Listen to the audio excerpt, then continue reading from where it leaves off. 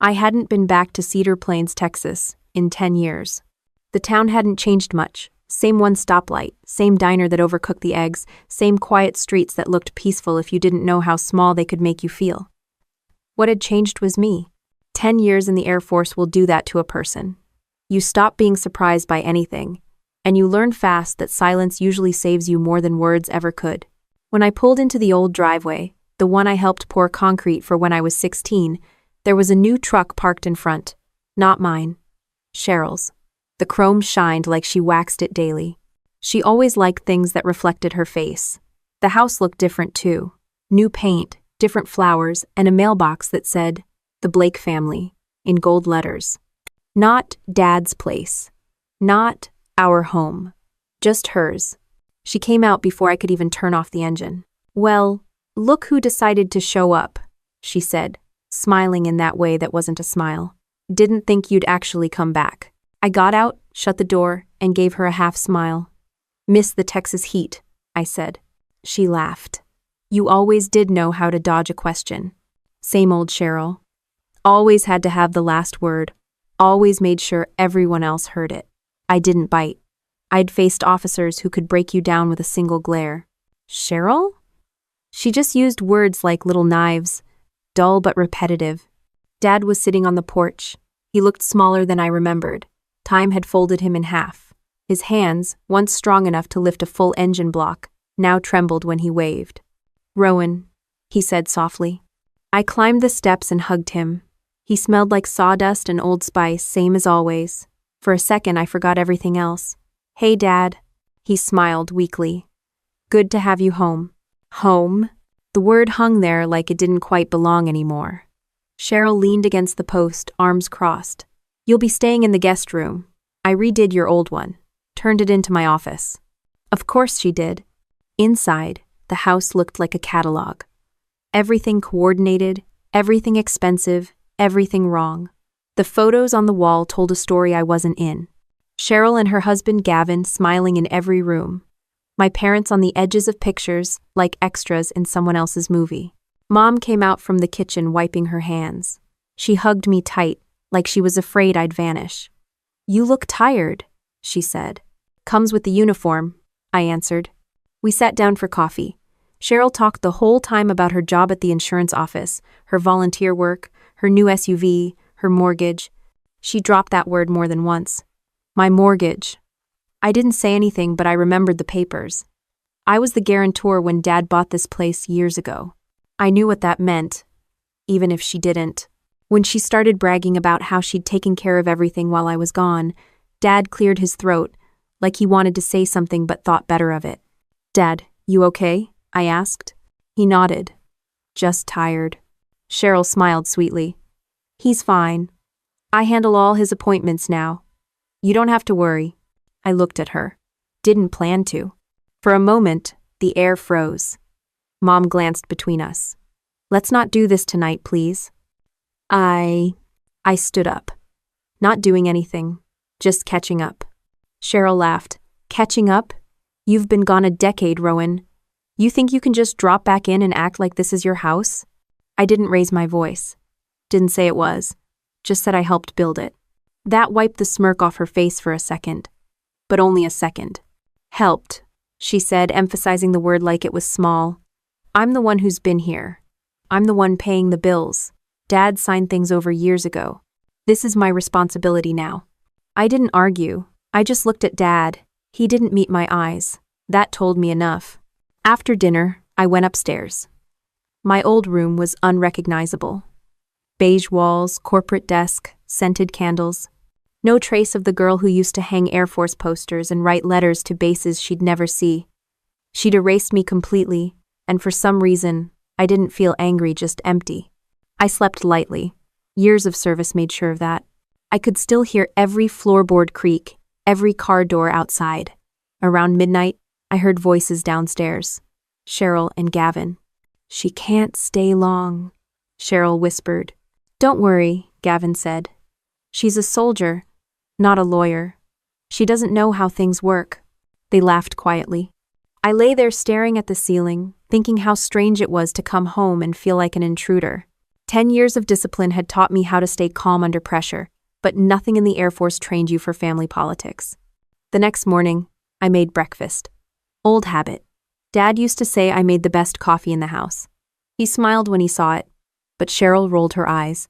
You don't have to play hero, Rowan. We manage fine without you. I can see that, I said. She didn't like that answer. After breakfast, I walked the property line. The fence I helped build still stood, but someone had put up new signs, private property. My last name was still on the gate, but faint, worn down by time. Cheryl's fancy garden gnomes stood where Dad's old workbench used to be.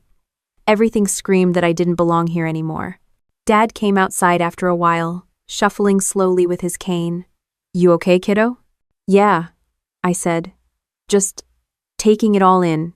He nodded, like he understood more than he could say. Your sister means well, he muttered. I didn't respond. Means well was what people said right before something unforgivable. When he went back inside, I stayed out there watching the sun hit the house. The paint gleamed, the windows sparkled, but underneath it all, it was still the same old structure Dad built, hand-measured, hand-nailed, hand-loved. The same one I helped finish before shipping out to basic training. And for a moment, I felt something I hadn't in years. Not anger. Not nostalgia. Just clarity. Some things survive time. Some don't. When I walked back in, Cheryl was on the phone, her voice bright and fake. Oh yes, she's back. Military hero, you know how it is. Thinks she can still run things. I stopped at the doorway. She froze when she saw me, then smiled that sugar smile again. Just talking to a friend, she said. Sure, I replied. Hope they know how lucky they are. She frowned, confused. I went upstairs again, past the framed photos and the trophies that weren't mine. 10 years gone, and somehow this house had turned into a shrine to someone else's effort. But the foundation, both literally and legally, still had my name on it. I didn't plan to say that out loud. Not yet. That night at dinner, Dad asked if I'd stay a while. Cheryl interrupted before I could answer. She can stay a week, maybe 2. I need the guest room back for my online meetings. I smiled. Don't worry, I won't overstay my welcome. She smirked. Good. Glad we understand each other. I looked at her and said evenly, Oh, I understand you perfectly. Her smirk faltered just a little, like she wasn't sure what I meant. Mom changed the subject, nervous laughter filling the space between us. I ate quietly, listening, observing. Cheryl's voice filled every corner of the room, but mine didn't need to. Sometimes silence says more than words ever could. And as the night went on, I realized something.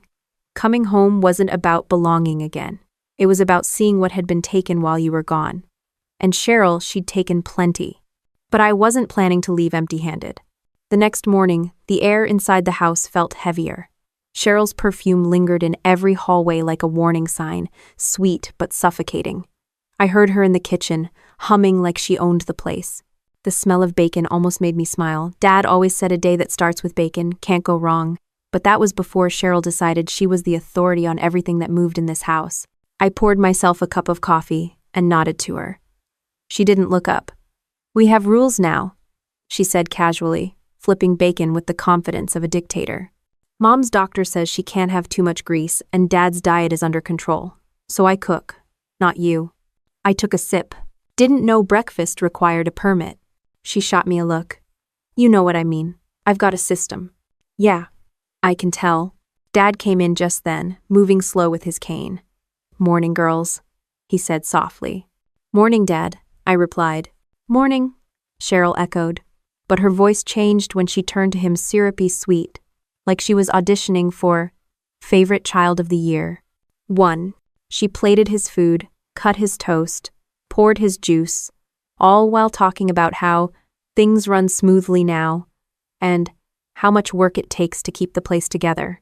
She didn't say my name, but she didn't have to. The point was clear. She ran the show, and I was the unwanted guest. When I offered to take Dad to his physical therapy appointment, she jumped in. No need, I already handled it. Handled it how? I rescheduled it. He's too tired to go today. Dad frowned. I didn't say that. And she smiled tightly. I know, but I can tell when you're exhausted. That was the moment I realized what this was really about. Control. Cheryl didn't want to help Dad. She wanted to own him.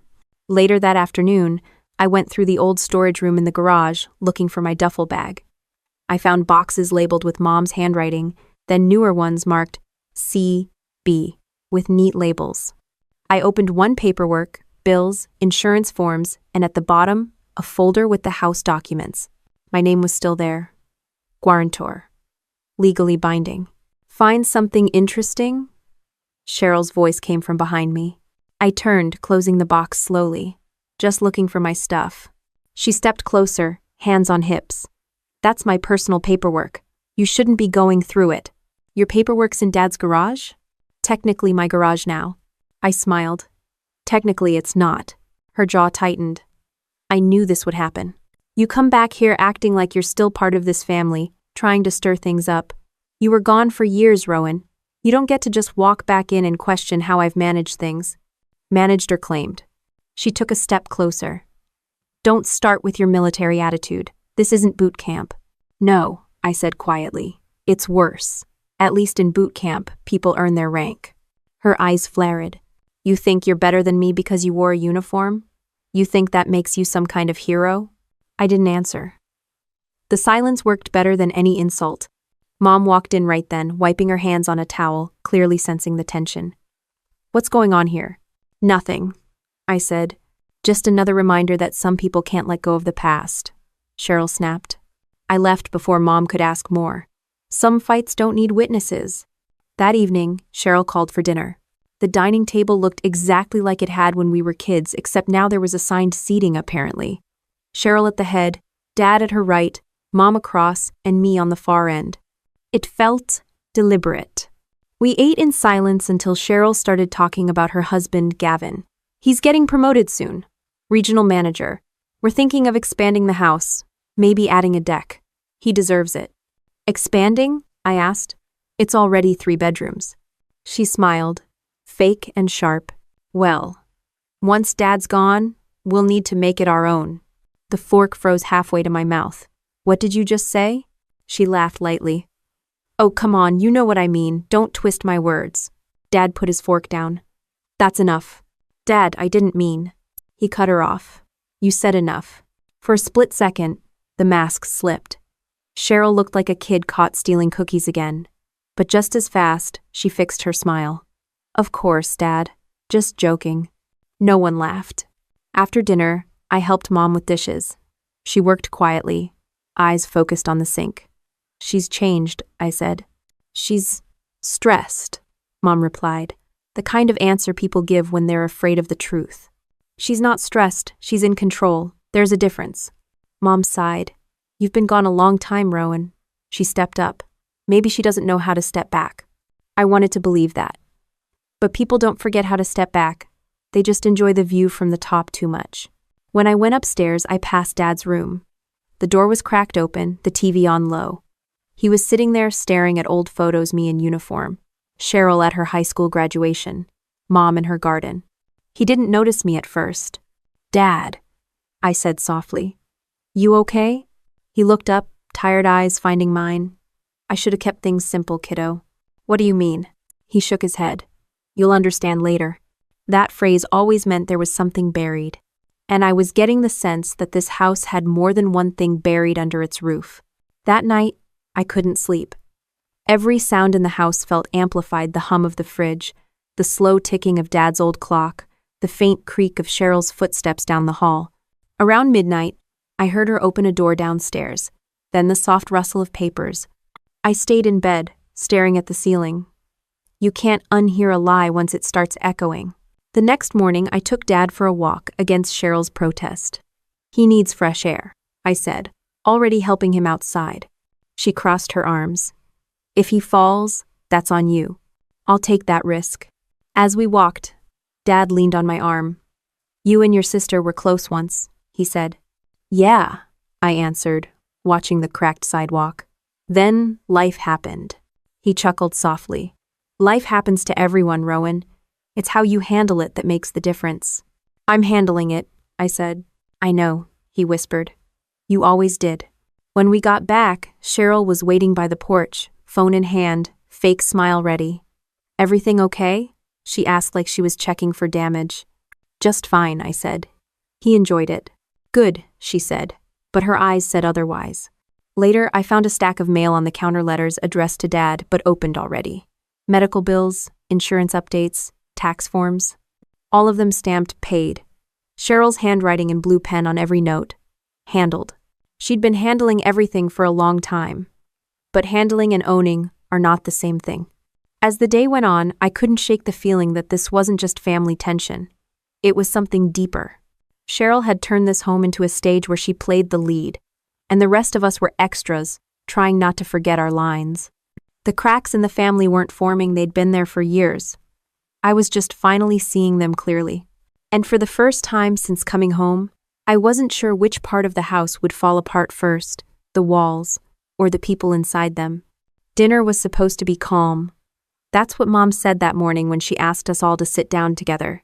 She wanted a peaceful family meal. I didn't argue peace sounded good for once. But Cheryl never did understand what that word meant. By 6 o'clock, the table looked perfect, as usual. Candles, placemats, folded napkins. She always dressed up dinner like it was some charity gala instead of just 4 people trying to eat. Dad sat at the head of the table, pale and quiet. Mom carried the roast out, her hands shaking just a little. Cheryl was talking about her husband, Gavin. He was supposed to join us, but he was running late. "He's probably closing another deal," she bragged, like we should be impressed. When Gavin finally walked in, he brought his usual grin and a phone glued to his hand. "Evening. Family," he said in that fake, friendly voice he used when he wanted everyone to like him. He kissed Cheryl's cheek and winked at me. "Rowan, still adjusting to civilian life?" I didn't respond. He loved pushing buttons. Cheryl laughed too loud at his joke, as if rehearsed. "She's trying," she said, pouring him a drink. "But you know how it is. Some people don't really fit anywhere once the uniform's gone." I cut my food slowly, pretending not to hear. Dad cleared his throat. "Let's just eat," he muttered. We did for maybe 5 peaceful minutes. Then Cheryl started again. "So, Rowan," she said sweetly, "you planning to stay long? I mean, it's not like you've got your own family waiting somewhere." Mom's fork clinked against her plate. "Cheryl, please."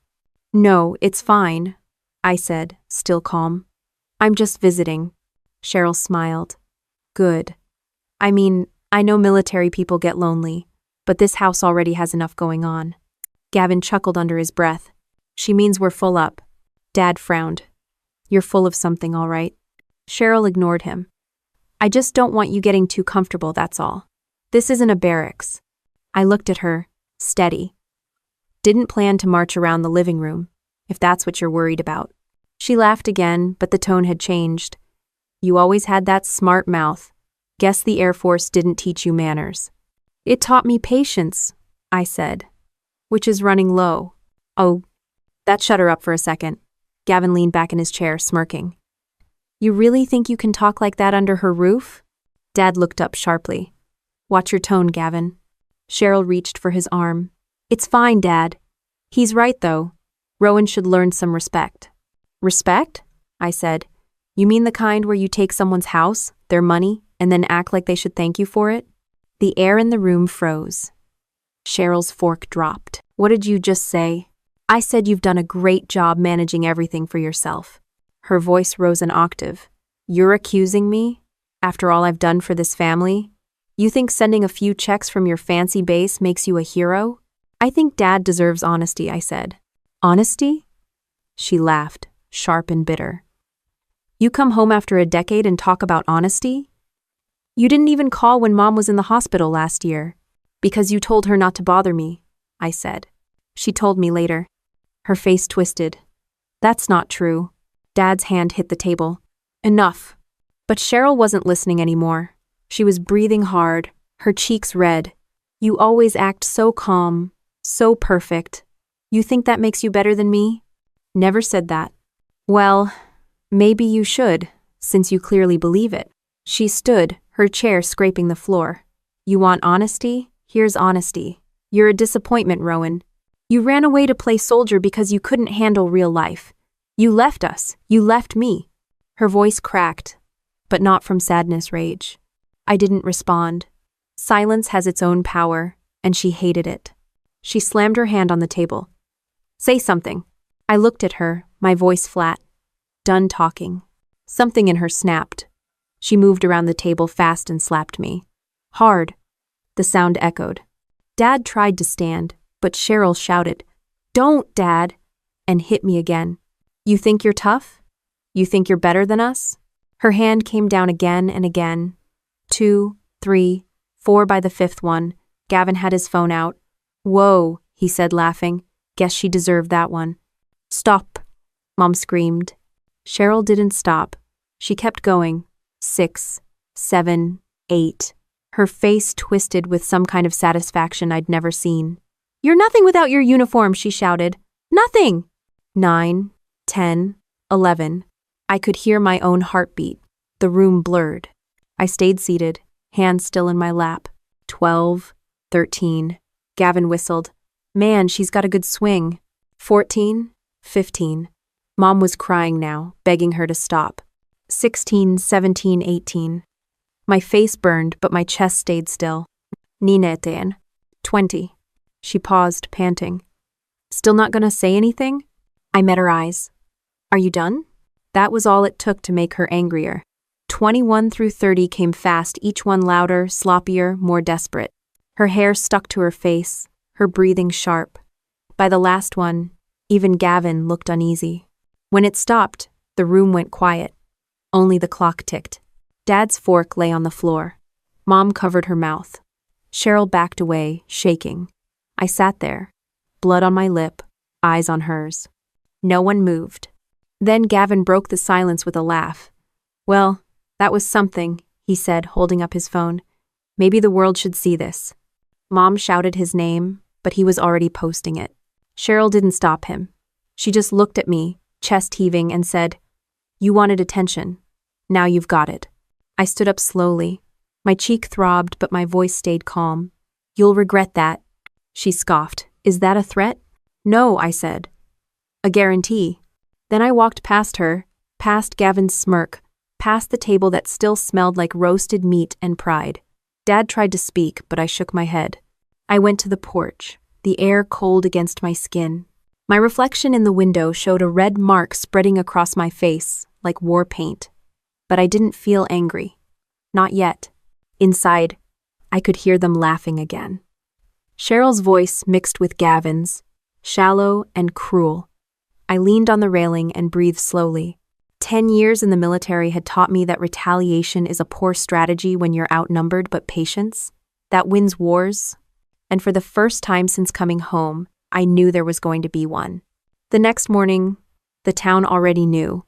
Cedar Plains wasn't the kind of place where secrets lasted long. You could sneeze on Main Street and someone 3 blocks away would bless you before you stopped coughing. I found out in the grocery store. I'd gone early, hoping to avoid people. Wearing sunglasses like that would somehow hide a swollen face. It didn't. The cashier, a woman named Jean, who used to babysit us when we were kids, froze when she saw me. Rowan, she said softly, her eyes darting to my cheek. You okay? I'm fine, I lied. She nodded too quickly. Then she whispered, You should know, people are talking. I didn't ask what about. I didn't have to. When I walked outside, 2 teenagers were by the vending machine, laughing at something on a phone.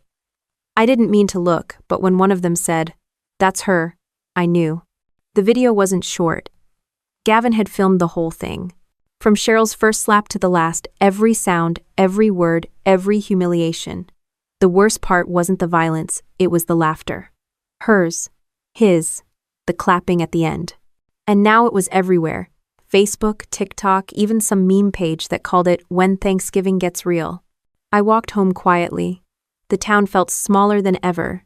Every porch I passed looked like it was hiding a pair of eyes behind the curtains.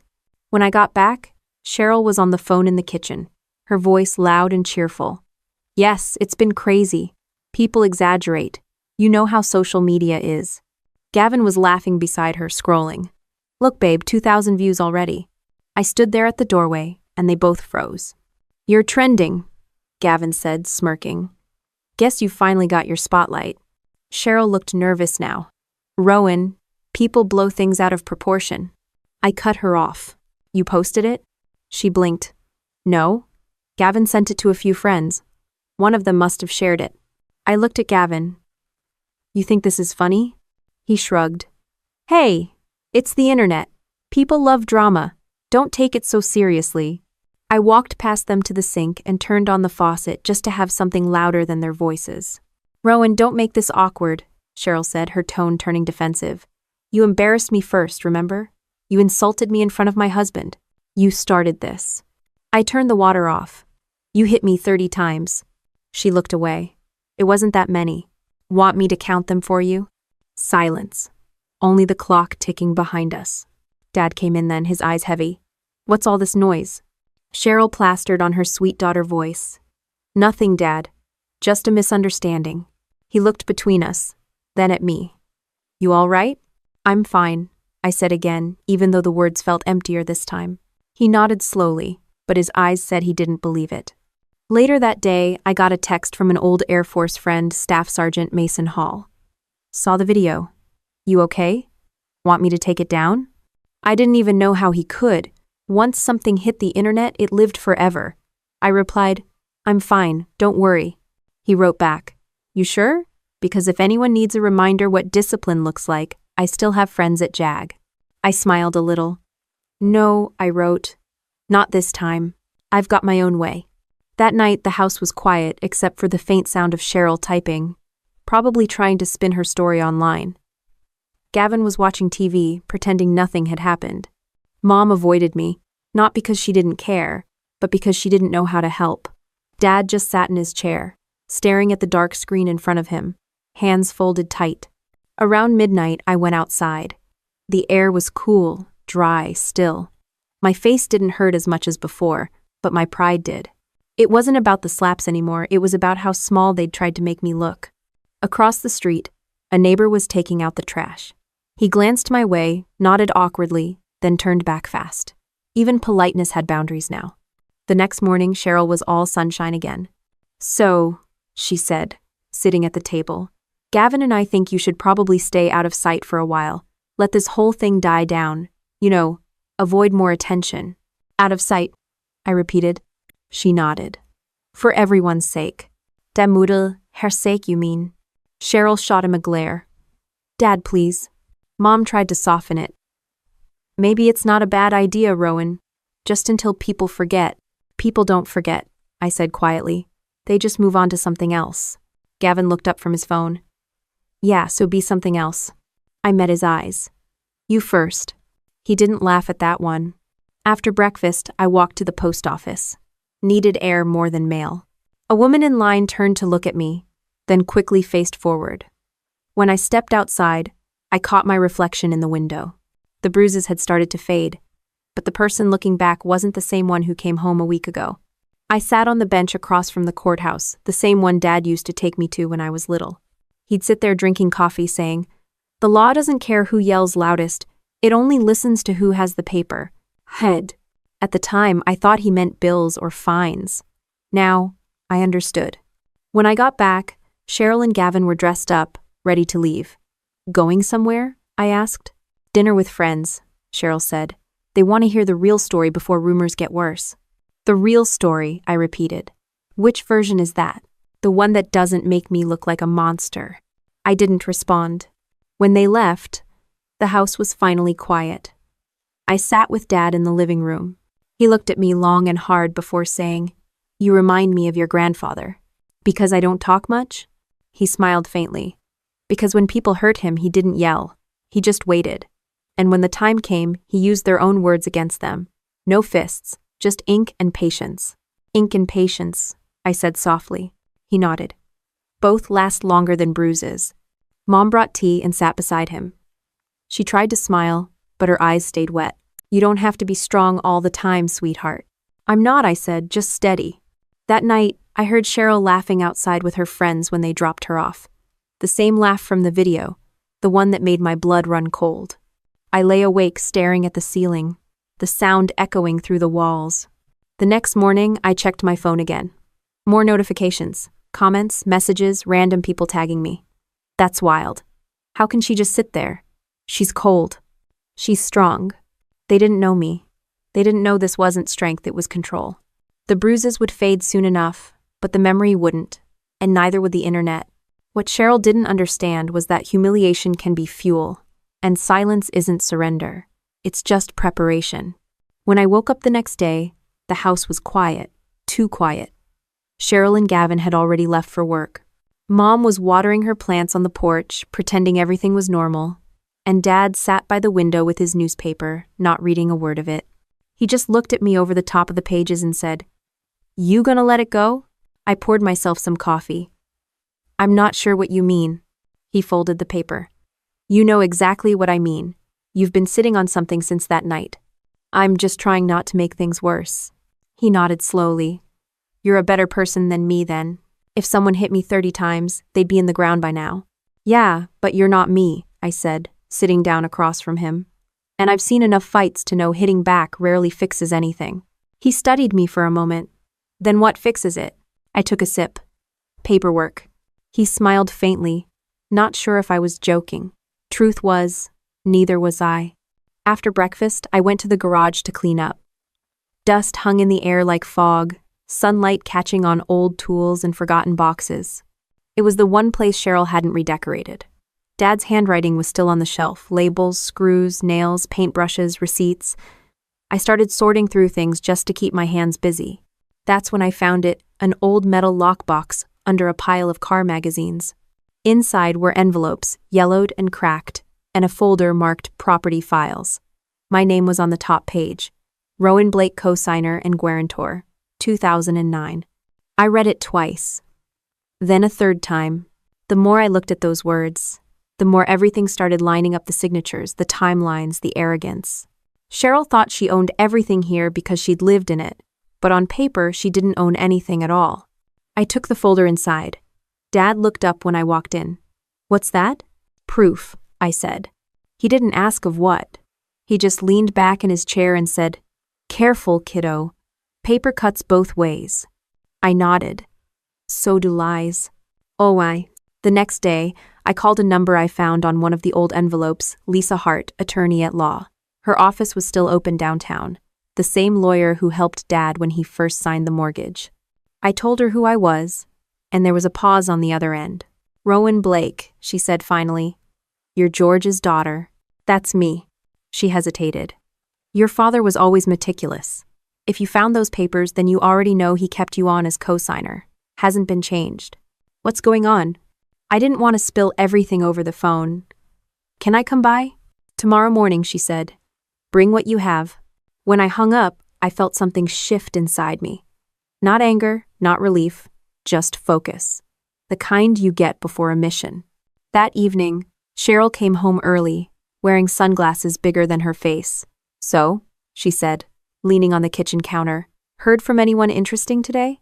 I looked up from my coffee. "Just the lawyer." Her smile twitched. "Lawyer? For what?" "Property paperwork. Cleaning up loose ends." Her voice sharpened. "What kind of loose ends?" "The kind that still have my name on them." She blinked. "What are you talking about?" "I'm saying, Cheryl, you might want to check the fine print on your kingdom." She crossed her arms. "You're bluffing. Dad put everything under my name." "Did it?" I asked quietly. Her eyes darted toward the living room where Dad sat watching TV. "You're trying to confuse him again. Don't drag him into your drama." I stood. "I don't have to. The paperwork already did." She didn't say anything else. Just turned on her heel and walked out of the room, muttering something about ungrateful soldiers. I didn't follow. There was no point. The next morning, I dressed the same way I used to before an inspection. Neat, calm, precise. Old habits never really leave you. I packed the folder, the documents, and one of Dad's old pens. When I told him where I was going, he just nodded. "Tell Lisa I said hi," he said. Lisa's office was small but clean, tucked between a bakery and a barber shop. She was older now, white hair pinned up, but her voice still carried the kind of authority that made people listen. She looked through the papers, tapping the edge of each page thoughtfully. "Well," she said finally, "your sister's in for a surprise. Legally, you're still a guarantor. Technically, This property isn't hers, it's your father's, with you as co-owner in trust. Unless the title was transferred, and it wasn't, she has no claim. Meaning? Meaning she's been living on borrowed confidence. I leaned back. So I can? She smiled thinly. Do whatever you want with it. Sell it, donate it, transfer it. As long as your father approves, and I'm guessing he will, you're in full control.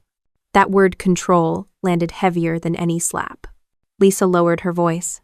Rowan, if I may ask, what exactly are you planning? Nothing loud, I said. Just something permanent. She didn't press. Maybe she saw it in my face, the same calm you learn from years of doing your job right under pressure. When I left her office, I didn't drive straight home. I sat in the truck outside the diner for a while, watching people pass by. Some of them recognized me. A few nodded awkwardly, unsure if they should say anything. I didn't mind. I wasn't angry anymore. Anger fills fast. Purpose doesn't. That night, Cheryl came into the living room while I was helping Dad with his meds. She hovered by the doorway, nervous. So, I heard you went to see Lisa Hart. I did. She's still alive? She said with a fake laugh. Alive and very helpful. Cheryl looked at Dad. You knew about this. He nodded once. Your sister's just doing what's right. What's right? Cheryl's voice cracked. Dad, she's trying to take what's ours. That. What's yours? He said, looking her dead in the eye. Remind me which name's on the deed, sweetheart. Cheryl froze. Gavin wasn't home yet to save her with another bad joke. She tried to recover, smoothing her hair. This is ridiculous. You're both being manipulated. I stood. No one's manipulating anyone. I'm just setting things straight. Straight? She repeated, her voice rising again. You humiliate me in my own house and now you want to steal it from under me? I smiled slightly. It's not stealing when it's already yours by law. She glared, shaking her head. You think this makes you better? No, I said, just smarter. She stormed off, slamming the door so hard the wall rattled. Dad chuckled quietly. Always did have a temper, that one. I nodded. And I always had patience. He looked at me with something like pride. Then use it. I am, I said. That night, I pulled out the folder again and reread every line, every clause. Each word felt like ammunition not for revenge, but for justice. Cheryl believed silence meant defeat. She never understood that silence was where people like me planned. By the time I turned off the light, I'd already decided what came next. The next few days, I moved like a ghost through the house. Cheryl avoided me, but her energy filled every corner. Her perfume lingered in the hallway, her shoes were scattered near the door, and her voice still echoed from phone calls she made too loudly, as if the whole world needed to know how busy she was. Gavin came and went, usually with a smirk and a drink in his hand. He had the same kind of arrogance you only see in men who mistake volume for confidence. I didn't bother speaking to either of them. I had a mission now, and missions required quiet. My routine didn't change much, at least from the outside. I still helped Dad with his morning walks, made coffee for Mom, and ran errands around town. But between those tasks, I was gathering things: documents, statements, records. I made copies of every bank transaction Cheryl handled for Dad, every transfer, every unexplained withdrawal. She'd been moving money around for years, some of it into an account with her name only. When I found the proof, I didn't feel satisfaction, just confirmation. At night, when everyone was asleep, I'd sit at the kitchen table with a notepad, writing like I used to when I was deployed. Simple, structured, efficient, what needed to be done, who needed to be called, how to make sure every move was legal and clean.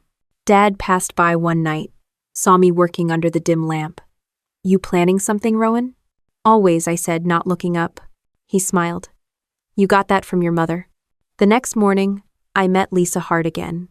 Her office smelled like coffee and paper, two things I'd learned to trust. She went over everything I'd brought. This is more than enough, she said. Your sister's been using your father's account to pay off personal credit cards, furniture, travel. She's in violation of multiple clauses in the trust agreement. I nodded. So what's the next step? Lisa adjusted her glasses. If you want to remove her control and reassign the property, it can be done through a quiet transfer. Legal, clean, no warning required. But once it's filed, there's no going back. That's the idea, I said. She studied me. You've got that military calm. Most people would be furious. I already used up my fury, I told her. Now I'm just doing the paperwork. She chuckled softly. Then, let's make sure it's airtight. We spent hours reviewing every line. She drafted a motion transferring full authority of the property to me and assigning the house to a new beneficiary, the Valor House Trust Fund, a non-profit supporting homeless veterans. The decision wasn't made out of spite. It was clarity. I wanted this house to mean something again, not rot in the middle of family ego. When everything was ready, Lisa looked at me and said, "Rowan, I've done a lot of family cases. Most end ugly. But this might actually end right." Maybe it just needed the right person holding the pen, I said. That afternoon, I returned home to find Cheryl in the driveway arguing on the phone. "No, it's my house," she shouted. "I don't care what the papers say, it's my house." I didn't ask who she was talking to. I just walked past her with the folder in my hand. She turned, glaring. "What are you doing with those?" "Taking care of business." She followed me inside. "You can't just walk around acting like you own this place." "That." I stopped in the hallway, turned slightly. "Funny, that's what you've been doing for years." Her voice trembled now. "You're trying to ruin me." "I don't have to," I said. "You did that yourself." She stood there, mouth open but no words coming out. Then she turned and slammed the door to her room. Later that evening, Gavin came home half drunk. He tossed his jacket over a chair and grinned at me. "You're really stirring things up, huh, soldier?" "Just straightening out what's crooked," I said. He laughed, the kind of laugh that didn't reach the eyes. "You know, you could have joined Cheryl's little empire. She'd have given you a nice corner to sit quietly in." "I don't sit quietly in other people's empires." He smirked. "Maybe you should. She's meaner than you think." "I've seen mean," I said. "It wears uniforms too." That shut him up. The next few days passed in strange calm. Cheryl tried to act normal playing music, baking, talking too loudly about her future plans. But underneath it all, she knew something was shifting. I could see it in the way she double-checked the mail, the way she hovered near Dad's room, the way she whispered to Gavin behind closed doors. Mom stayed out of it. She'd seen enough in her life to know when to let a storm burn itself out. On the fourth day, I took Dad's signature on the last set of papers. He signed slowly, handshaking but steady enough to finish the job. "You sure about this?" he asked.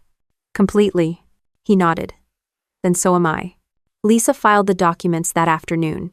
The property would be transferred within 48 hours.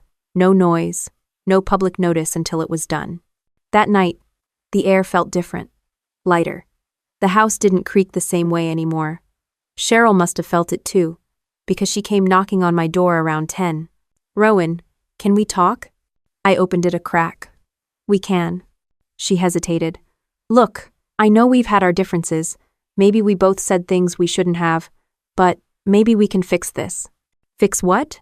"The family, the house, everything." I studied her for a moment. "You don't want to fix it, Cheryl. You want to keep it." Her face fell. "That's not true." "Then why are you shaking?" She crossed her arms, trying to cover it up. "You think you're so clever. You think being calm makes you right. But you're just like me." "No," I said evenly. "You hit people to feel powerful. I sign papers." Her jaw tightened.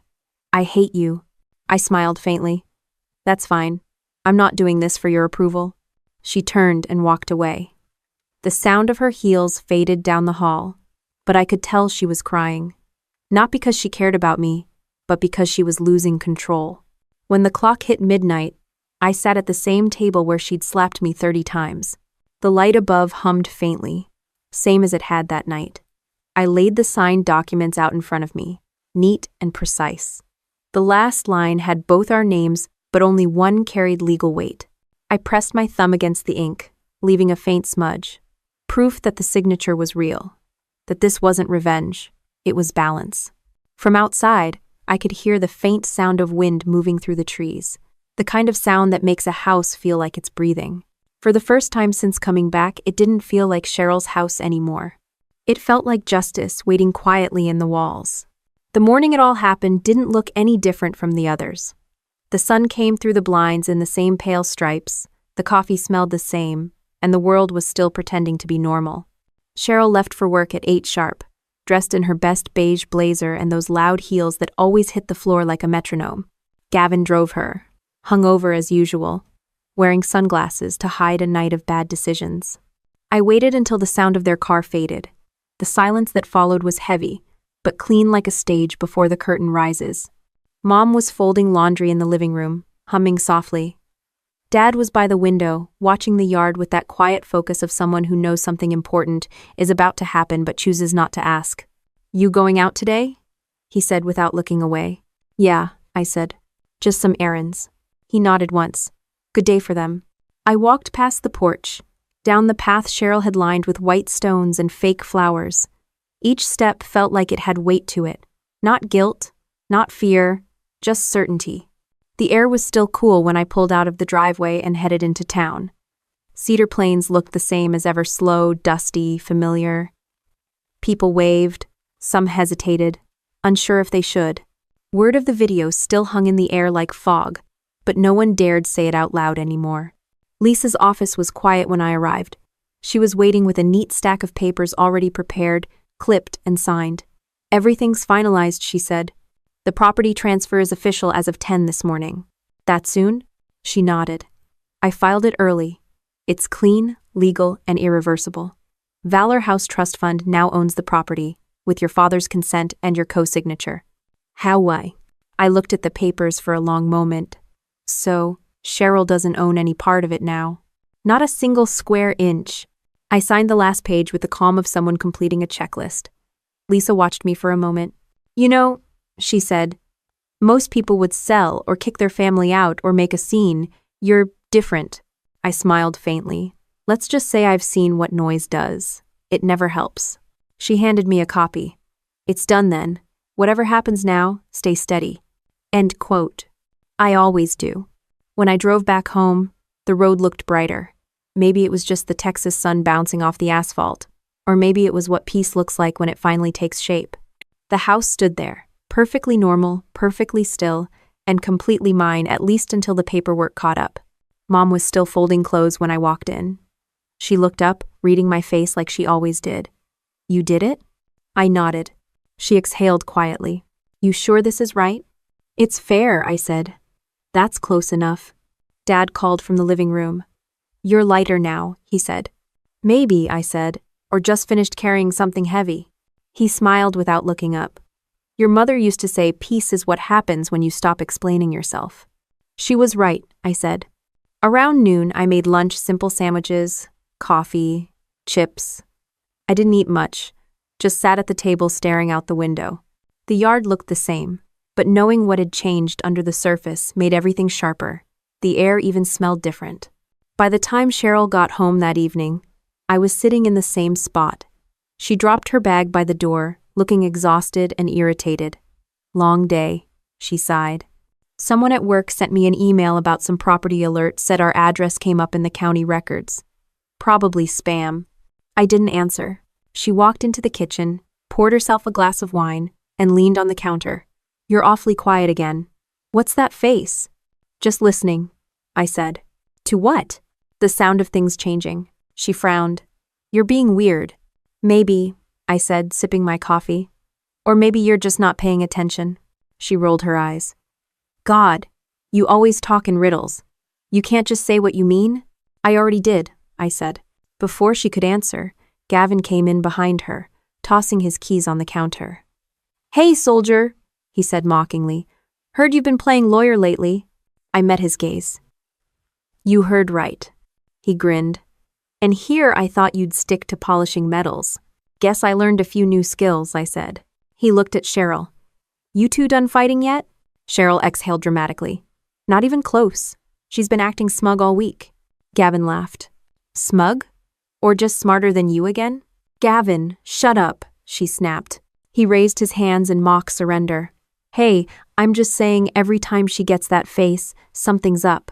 "Something's always up," I said calmly. Cheryl narrowed her eyes.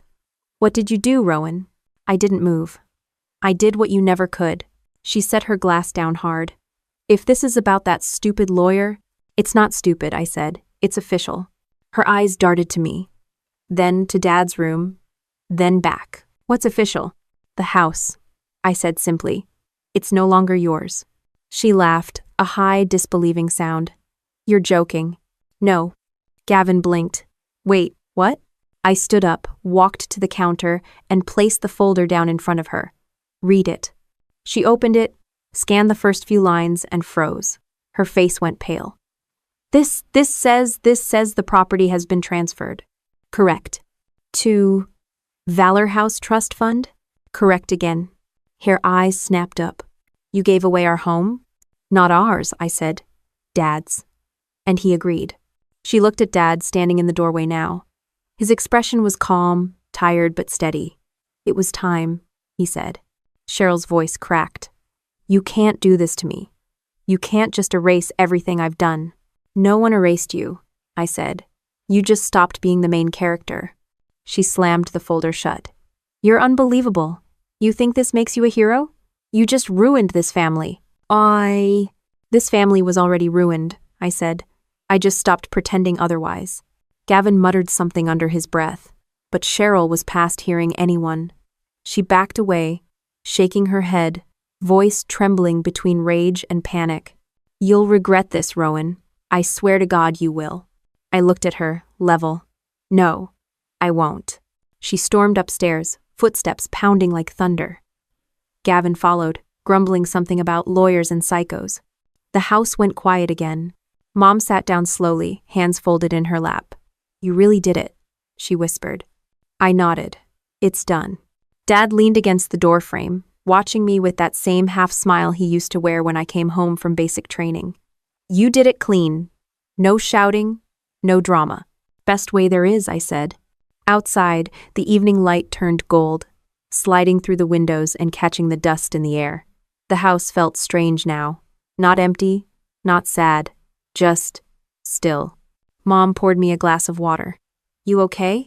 I'm fine, I said, and for the first time it was true. Dad chuckled softly. Guess we finally got a quiet home. Yeah, I said, looking toward the stairs. For now.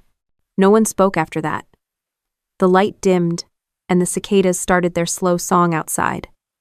The house, for the first time in years, didn't feel like it was holding its breath. It was just breathing. The next morning I woke up before sunrise. The house was quiet, but it wasn't peaceful, it was hollow. The kind of quiet that comes after a storm has already torn through. Mom was already up, sitting by the window with her coffee, watching the light creep in over the trees. You didn't sleep much, she said softly. Didn't need to, I replied, pulling on my jacket. Dad was still in his room, awake but pretending not to be. He didn't have to say anything. We'd both done what needed to be done.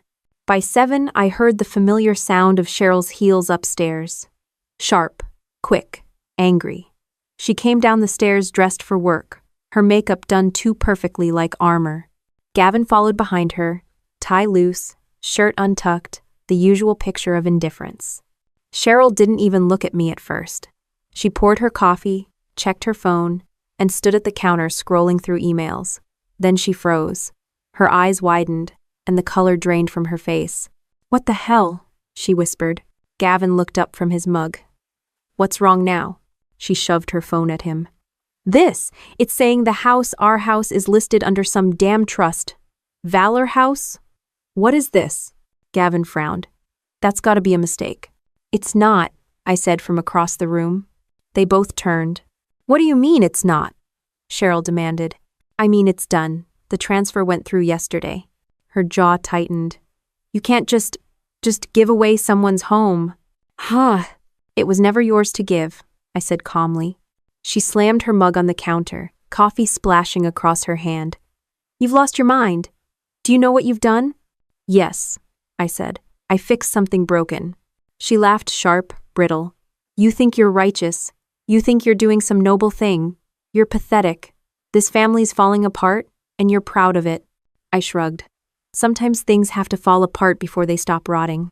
Gavin put his hands up. All right, enough. Let's just talk to a lawyer or something. Cheryl glared at him. You don't get it. This isn't reversible. It's filed. It's gone.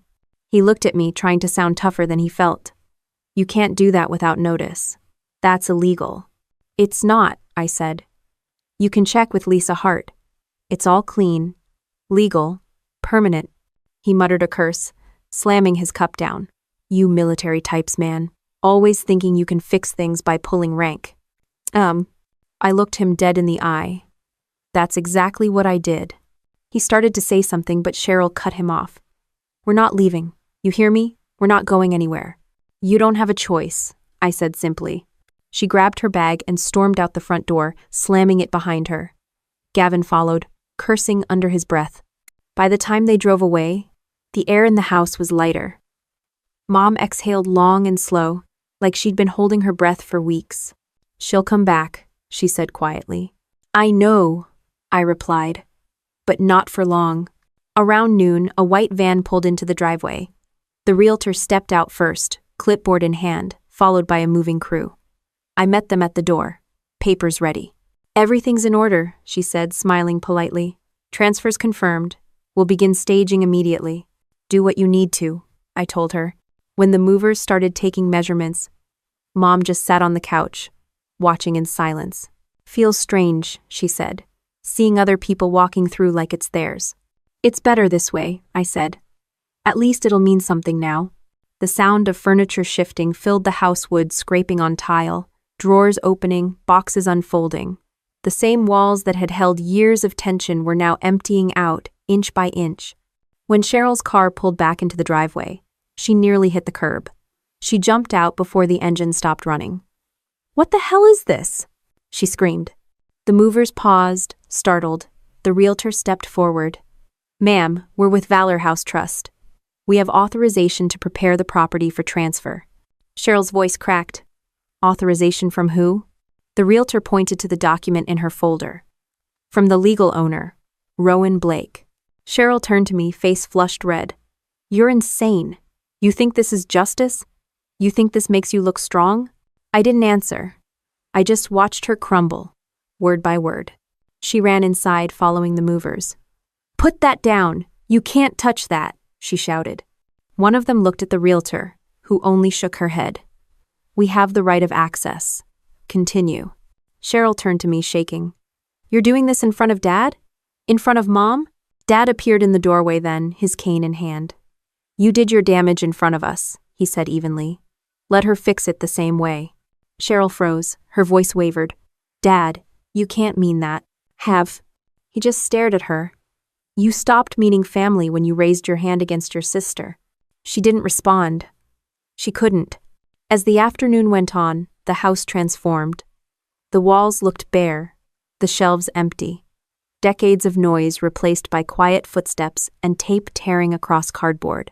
Gavin came home halfway through the chaos and just stood in the doorway, speechless. What's happening? He muttered. Reality, I said. He shook his head. You're cruel. No, I said. Just done. Cheryl sat on the staircase by the end, phone in her hand, scrolling through contacts, probably looking for anyone who'd side with her. But she'd burned too many bridges to find help now. The movers finished by sunset. The house looked stripped, like a shell familiar and foreign all at once. The realtor signed the last form and handed me a copy. We'll finish the handover tomorrow morning. The buyers will do a walkthrough first. Thank you, I said. She smiled. You handled this better than most. Quietly. Quiet's my specialty. When she and the movers left, the silence settled deep into the floors. Cheryl stayed on the stairs, staring at nothing, her makeup streaked, phone slipping from her hand. Gavin stood beside her, but even he looked hollow. Mom walked over to me, touching my arm gently. You sure she's not going to do something stupid? She already did, I said. This is just the cleanup. Dad nodded. Justice doesn't always need applause. Outside, the last bit of daylight faded over the roof. The house, once loud, tense, full of shouting, stood still, empty and strangely peaceful. Cheryl didn't say another word. She just sat there, staring at the front door as if hoping it might open into another reality. But there was nowhere left for her to go. And for the first time in years, the house didn't belong to her lies. It belonged to silence, and to the people who actually earned it.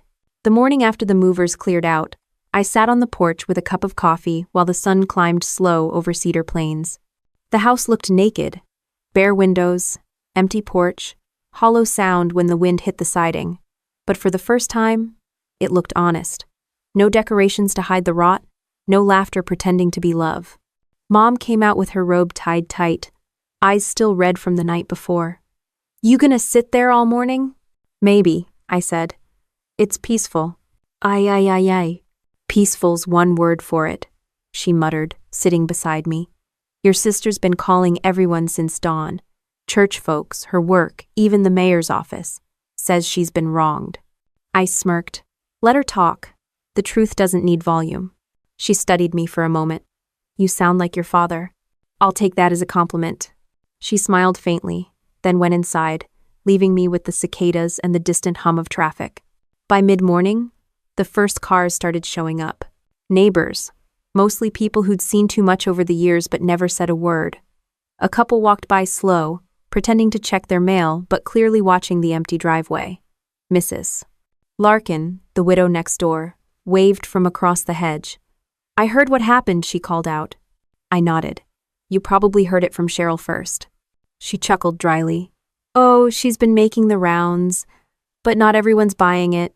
Folks remember the night she slapped you. Can't really forget that kind of thing." I said nothing. I didn't need to. By noon, word had spread beyond the street. Cedar Plains wasn't big gossip traveled faster than news here. The story twisted and reshaped depending on who told it. Some said I'd thrown my sister out. Others said I'd sold the house out of spite. But the one version that stuck, the one people repeated in hushed tones at the diner, was that I'd outsmarted her. Legally, quietly, completely. At the hardware store, 2 men were talking near the counter when I walked in for light bulbs. They didn't notice me at first. "Man, I heard she tried to fight it, but the papers were solid," one said. "Guess that soldier training pays off in more ways than one." The other laughed. "Hell, she's lucky it was just paperwork. If I'd been slapped 30 times, I'd have burned the place down." When they saw me, they froze. I just gave a polite nod, grabbed what I needed, and walked out. Their silence behind me said more than any words could. That afternoon, Gavin showed up alone. His car screeched to a stop in the gravel and he stepped out looking like he hadn't slept in days. "You win," he said flatly. I wasn't playing. He rubbed his face. "She's losing it. She won't eat, won't go to work. She sits in her car outside that real estate office like she's waiting for someone to undo it all." "She can wait as long as she wants," I said. "Paper doesn't care about tears." "That." He looked at me, tired and hollow. "You know, I didn't like you. Still don't. But I get it now." "Good," I said. "Understanding's free. Keep it." He laughed weakly. "You're cold. I'm consistent." He shoved his hands in his pockets and stared at the house. "Guess I'll start packing. We've got nowhere to go." "You had somewhere once," I said. "You just mistook ownership for privilege." He nodded slowly, then left without another word. By evening, the air around town felt different. People stopped pretending not to know. At the grocery store, an older man I'd never spoken to before tipped his hat as I passed. "Good for you," he said. "Some lessons have to come hard." On the radio at the diner, a local talk host even mentioned it anonymously, but everyone knew. Sometimes justice doesn't come from fists or shouting. Sometimes it's just a pen and patience. The waitress caught my eye and smiled knowingly. When I got home, Mom was on the phone. "No, Cheryl," she said firmly. "You brought this on yourself. Don't call here to scream at me." She hung up without another word and let out a slow sigh. "She says people are turning on her. Can't show her face without whispers." "She wanted attention," I said. "Now she has it." Dad chuckled from his armchair. "You didn't just win, Rowan. You rewrote the score." "I didn't want to score," I said quietly. "Just balance." He looked at me for a long time. "Balance and revenge live in the same house. Just different rooms." "Maybe," I said, "but at least one of them pays rent." He laughed then, a dry, genuine laugh that filled the silence better than any music could. That night, I walked down the street. A few neighbors nodded politely, some looked away. The air felt sharper, cleaner. I passed Cheryl's car parked 3 houses down, headlights off. She was inside, just sitting there, staring at the dark windows of what used to be hers. I didn't stop. I didn't wave. I didn't even look twice. Some battles end without a sound. The next morning, the Cedar Plains Chronicle ran a small feature. Local veteran donates family home to Veterans Trust. It was 2 paragraphs long, tucked between a bake sale ad and a story about a lost dog. No mention of Cheryl, no drama, just facts. Mom cut the article out and pinned it on the fridge. "You made the paper," she said with a grin. "Barely," I said. "That's the best kind of fame," Dad added. "The quiet kind." Cheryl must have seen it too, because by noon, her car was gone. Gavin's truck followed an hour later. The town felt lighter again, like someone finally opened a window. A few days later, the Valor House team arrived to begin their work. Contractors, volunteers, a few fellow veterans. They brought fresh paint, new wood, and a kind of steady energy the house hadn't seen in years. One of them, a young woman named Torres, shook my hand. "You served?" "Air Force," I said. "Good to have you back on our side," she said. "This place'll change lives." I watched as they unloaded supplies, rebuilt walls, and scrubbed away years of neglect. It wasn't just construction, it was reclamation. Mom stood on the porch, tears in her eyes. "I can't believe it's the same place." "It's not," I said. "That's the point." End quote. Over the next week, photos started circulating online before and after shots of the house, now painted white with blue shutters. The story spread across small-town Facebook groups. A sister's gift to veterans. Some praised it. Others speculated about the family behind it. But no one knew the full truth except us. Even Cheryl didn't post anything. Her social media went silent. The woman who once lived for attention had nothing left to say. By the time the Valor House ribbon cutting was scheduled, invitations went out to local officials, press, and donors. Lisa called to ask if I'd speak. "I'm not much for speeches," I told her. "Then just tell the truth," she said. "That's what people remember." That night, as I stood outside looking at the lit-up windows of the finished house, I thought about what truth really looked like. It wasn't revenge. It wasn't pride. It was peace that didn't need permission.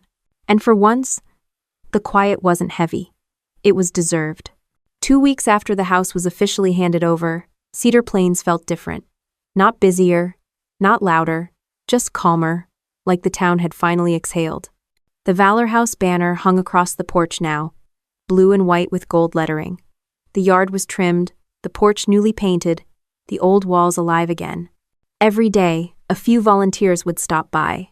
Some were vets, some were just locals who wanted to help. I'd see them carrying lumber, unloading boxes of supplies, laughing while they worked. It was strange, watching the same walls that once echoed with arguments now filled with laughter that actually meant something. Dad would sit on the bench out front and talk with the workers, telling old stories about the place, how he built the porch, how Cheryl and I used to chase each other across the yard with water balloons when we were kids. Mom brought out lemonade like she used to, back when summers were simple. It almost felt like the family had come full circle, except one piece was missing. Cheryl hadn't shown up since the day she left. Not a text, not a call. Gavin had been spotted in town once, working at a body shop on the other side of the highway. But Cheryl vanished like she'd never existed here at all.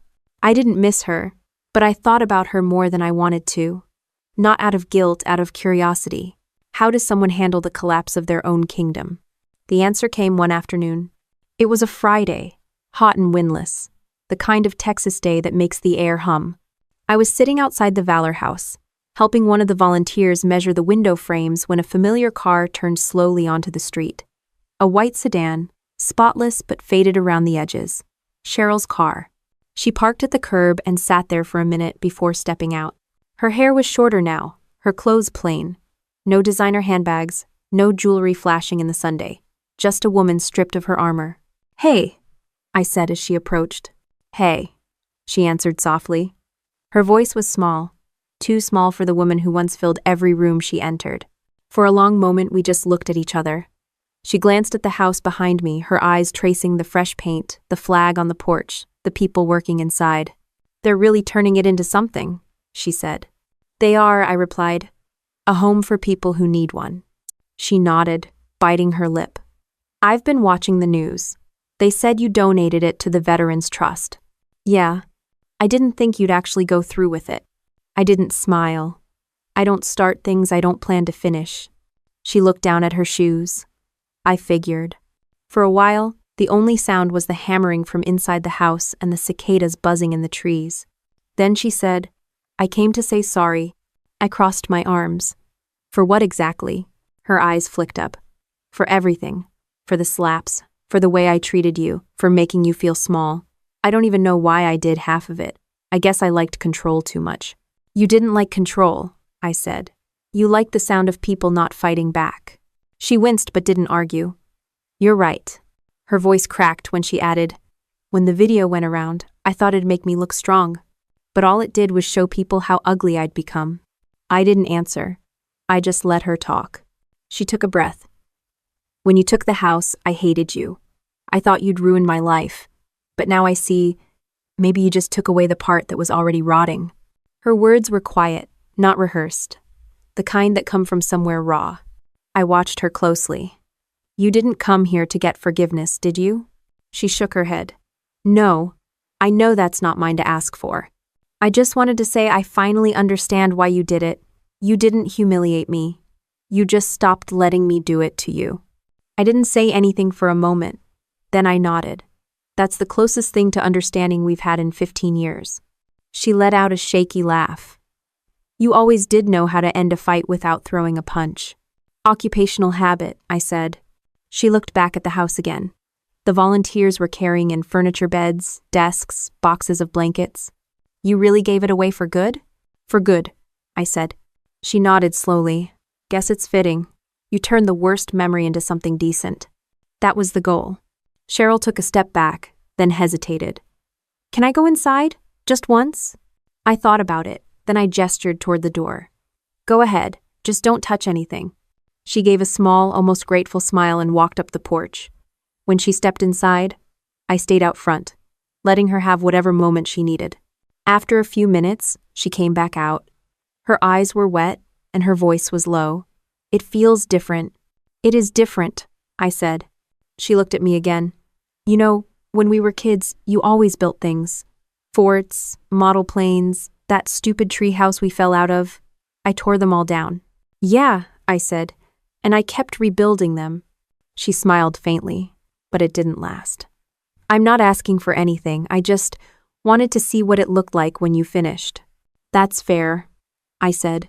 She took one last look at the house, then back at me. Goodbye, Rowan. Goodbye, Cheryl. She turned, walked to her car, and drove away.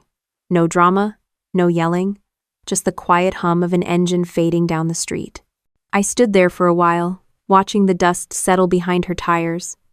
There was no satisfaction in it, no triumph, just stillness.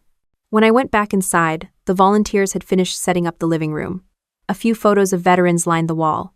A framed quote hung above the fireplace. Honor is not what you say, it's what you do when no one's watching. Lisa showed up a few minutes later with the official certificate for the trust. Everything's done, she said, handing me the folder. It's officially theirs now. I looked around the room, at the walls, the light, the people who would live here soon. Then it's right where it belongs. Lisa smiled. You did good, Rowan. Maybe, I said. Or maybe I just stopped doing nothing. When? She nodded like she understood. Outside, the wind picked up, rattling the flag on the porch. I stepped out and watched it wave, steady and proud against the wide Texas sky. It didn't feel like revenge anymore. It didn't even feel like victory. It just felt like the right ending to a story that should have been honest from the start. The volunteers kept working inside, hammering, painting, laughing again. The sound carried through the air soft, real, alive. For the first time since I came back home, the house didn't echo with pain. It breathed with purpose. And that was enough. The morning of the Valor House opening felt like spring had come early, even though it was only March. The air was soft, the sky wide and clean, and the yard, once the stage for every fight, looked like a new page. A small crowd gathered out front. Veterans in their pressed uniforms, townsfolk, a few reporters, even the mayor in his too-tight suit. The new sign gleamed in the sunlight. Valor House Trust Fund, a home for those who served. I stood to the side of the porch, near the flagpole, letting Lisa and the mayor handle the talking. They were better at that sort of thing. I'd spent too many years learning the value of silence. When Lisa mentioned my name, a few people clapped. but I barely heard them. My eyes were on the house, on the way the paint caught the light, how the windows reflected the sky. There wasn't a trace of the old tension left. No ghosts of arguments, no echoes of Cheryl's laughter cutting through the walls. Dad was sitting in a wheelchair near the front, Mom beside him. She was crying quietly but smiling. "You did good, baby," she whispered. Dad reached for my hand and squeezed it. "You turned pain into purpose," he said. "That's rare." I nodded, not trusting myself to answer. When the ribbon was cut, applause rippled through the air. The volunteers started leading people inside to tour the finished rooms. Beds neatly made, kitchen stocked, walls lined with photos of veterans who'd been helped by the fund. Every detail meant something. Nothing wasted. Lisa handed me a small envelope. "You should keep this," she said. Inside was a photo, the house before, the house after. Two sides of the same story. On the back, in her handwriting, were 3 words: "You did right." I slipped it into my pocket. After the crowd thinned out, I stayed on the porch watching people leave. Some shook my hand, some just nodded quietly. They didn't need to say much. They understood. A man in uniform approached me near the steps. He was older, probably mid-60s, wearing a navy cap and walking with a cane. "You're the one who gave this place?" "Helped make it happen," I said. He smiled. "Doesn't matter, you gave it, that takes heart." I shook his hand. "You served?" He nodded. "Vietnam. Been through worse houses than this. It's good to see one turned into something better." He looked back at the building, then at me. "You ever think about staying?" I smiled. "Maybe I already have." When he walked away, I noticed Cheryl's car again. She didn't get out this time, just parked across the street, engine off, window cracked. I could see her watching from behind sunglasses. She didn't wave, and neither did I. But for the first time, there wasn't anger between us. Just distance, and that was enough. Mom came out with 2 cups of lemonade. "You see her?" I did. "She's not here to cause trouble, is she?" "No," I said. "She's just watching." Mom nodded slowly. "She'll carry it for a while. Guilt's a heavy thing." "So is peace," I said quietly. "But it sits better." She smiled. "You sound like your father again. Then I'm doing something right." By afternoon, the ceremony was over. The reporters packed up, the volunteers left, and the street went still again. Only the flag kept moving, flapping gently in the wind. I walked through the house one last time before heading home. The smell of new paint mixed with coffee from the kitchen. Every room was clean, bright, and full of light. I stopped in the living room, the same spot where Cheryl had slapped me 30 times. The walls had been repainted, but I could still see it in my mind. The way her hand rose and fell, the smirk on her face, the laughter that followed. It didn't sting anymore. The memory was still there, but it didn't own me. A young volunteer named Torres walked in carrying a clipboard. "We'll have our first residents moving in next week," she said. 3 vets from Dallas, 2 from Waco, all of them fresh out of the system. "That's good," I said. She nodded, glancing at me. "I looked up your record. You were Air Force, right?" "Yeah. Logistics." "Figures," she said, smiling. "You're too calm for infantry." I laughed. Calm's just experience in disguise. "Well, whatever it is, it worked," she said. "You didn't just give a house. You gave us something to believe in." She headed back out, leaving me standing in the empty room. The sunlight fell across the floor in long golden lines, the same way it had the day I came back home. But everything between then and now felt like 2 different lives. I stepped outside again, down the porch steps, and walked to the edge of the yard.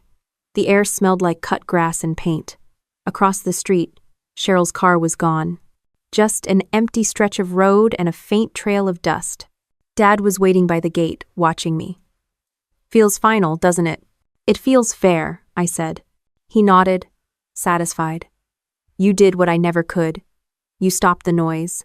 "Not sure I stopped it," I said. "I just tuned it out." He grinned. "Same thing." We walked together toward the truck. The sun was dropping lower now, painting everything in that deep Texas orange that made even broken things look beautiful. When I looked back at the house, the flag was still waving steady. A veteran stood on the porch, talking to one of the new coordinators. It didn't look like a family home anymore, but it didn't look like a battleground either. It looked like purpose. Driving back down the familiar road, I passed by the diner, the hardware store, the church places that once whispered about me now nodded in quiet approval. The world hadn't changed much, but somehow it felt lighter. Maybe because I finally stopped trying to carry what wasn't mine. At home, Mom was making dinner. Dad sat in his chair, the radio playing old country songs in the background. It felt simple again, like life before the noise. I took off my jacket and hung it by the door. Mom turned and smiled. "Stay for dinner? Wouldn't miss it," I said. She handed me a plate to set the table. "Feels like things are back to normal," she said. "Better than normal," I said. "Feels earned." She nodded, and we sat down as the radio hummed softly. For a few minutes no one spoke. The only sound was forks on plates, the quiet comfort of routine returning. After dinner, I stepped outside alone. The sky was dark now. Stars spread wide across the horizon. From here, I could still see the faint lights of Valor House glowing in the distance. I thought about everything: the anger, the humiliation, the silence, the choice, all of it leading to this. Peace that didn't need applause, forgiveness that didn't need permission. I wasn't proud of what happened, but I was proud of what came after. The slaps had bruised my skin once, but time and truth had done the healing. Cheryl's noise had been loud, but my silence had lasted longer. And now, under the same sky that had watched everything unfold, I felt something I hadn't felt since before the war, both the one overseas and the one inside my own home. Honor, not the kind you earn with medals or speeches, the kind you rebuild quietly, piece by piece, until it stands on its own again. The wind shifted, carrying the faint sound of the flag flapping from miles away. I smiled to myself, breathing deep. For the first time in years, Cedar Plains felt like home again.